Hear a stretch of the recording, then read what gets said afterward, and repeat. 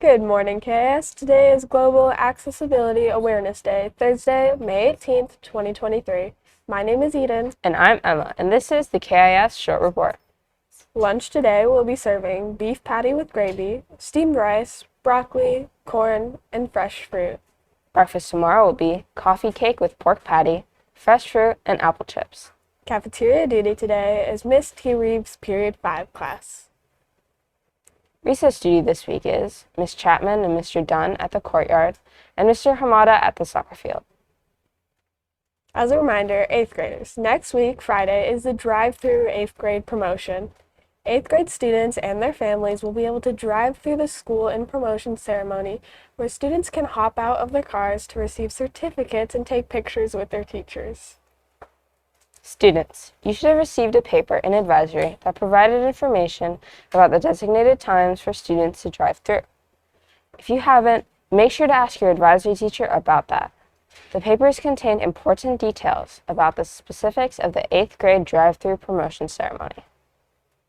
That sure sounds like a really fun way to end this year and begin the transition to high school. I can't wait. Can't believe we're already discussing the end of the school year. It really feels like this school year went by way too fast. Oh, tell me about it. I wish school wasn't already almost over. Next, we'd like to recognize students who achieved at the STEM competition earlier this quarter. 7 students represented KIS at the Hawaii State Science and Engineering Fair. They competed alongside top middle schoolers from around the state and impressed the judges with their high-level projects. A few projects were even recognized with awards. Congratulations to Bryn A., Braden C., Noah L., Ali R., and Noah T. And now for an Olelo Awards update. Recently, 7 broadcast students got to attend the Olelo Awards because their videos were finalists. One video, Ali W's, actually won first place in its category, and we got over $500 of prizes for our school. It was such a cool experience to go to the Olelo Awards and win. We're going to show you Allie's video. It's about Pearl Harbor and its stories.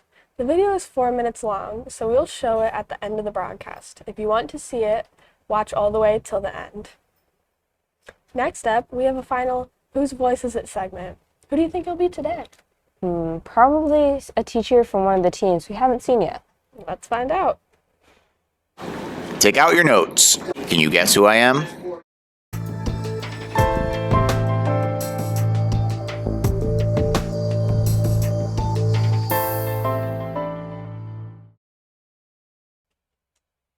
It's Mr. Kirkstra. Who's that?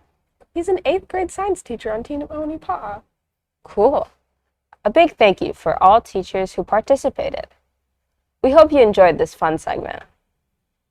And now for some interesting Did You Know facts presented by Emma W. Did you know that the heaviest onion ever grown was cultivated in England, and it weighed a total of 18 pounds? That's a toddler-sized onion. Wow, that's a lot of onion. Hey, did you know that the world's longest concert lasted 453 hours? What? I can't imagine sitting through a 453-hour-long concert.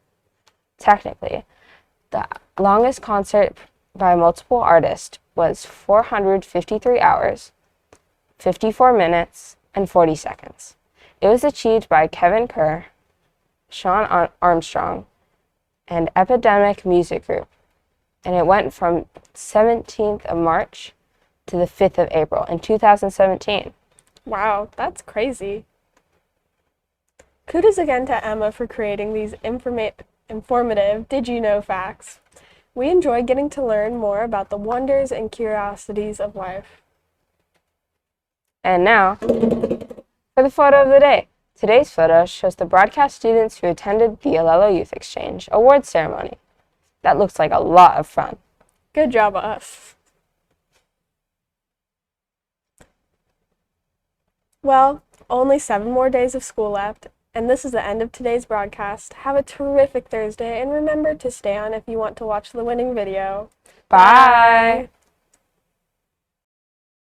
In the morning of December 7th, 1941, a war has begun at Pearl Harbor. Even though it was just one day, it was a big threat to Hawaii. So let's uncover some stories together.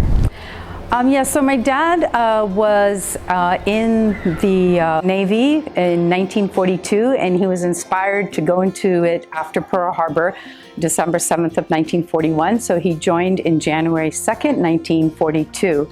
He served for 4 years and with honorable discharge, and this is his flag. He has passed away, so he was buried at National Memorial Cemetery. And in addition, he was a Navy photographer and was trained under the Navy and had done many still shots and also battlefield cinematography. One of his highlights was that he was in the Fighting Lady movie, and there's a lot of footages in there. There was four photographers, and he was one that was chosen to do that movie. Very proud of him. And I really appreciate that there's this moment to highlight and know that our veterans served our country, and that this opportunity to be able to share about it. Thank you. My grandfather worked at Pearl Harbor, and the interesting fact about him is that when the Japanese attacked Pearl Harbor, he didn't come home for like 4 days. And my grandma was saying he died when they attacked Pearl Harbor. And he came home after 4 days, and he never did tell her why he wasn't home for those 4 days.